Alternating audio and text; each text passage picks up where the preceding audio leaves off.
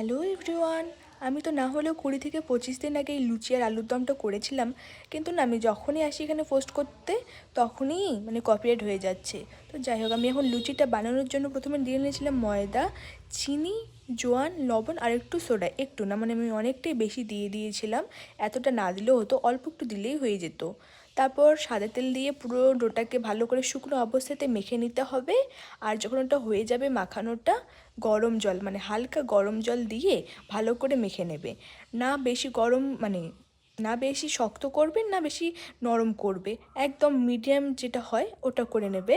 আর দেখো, লুচি বানানো অর্থাৎ আলুর দম বানানোর জন্য আমি দিয়ে নিয়েছিলাম গরম তেলে শুকনো লঙ্কা, জিরে আর একটু গরম মশলা দিয়েছিলাম। আর যখন আলুটা প্রায় একটু একটু ভাজা ভাজা হয়ে যাবে তখন ওখানে বাদাম বাটা দিয়ে দিবে। আর ওটাও যখন কষানো হয়ে যাবে নর্মাল জল ঠান্ডা জলই দিয়ে দেবে। আর যখন সেটাও কষানো হয়ে যাবে তার নামানোর আগে আগে একটু ঘি দিয়ে নেবে। তোমরা ঘিটা চাইলে দিতেও পারো আবার নাও পারো।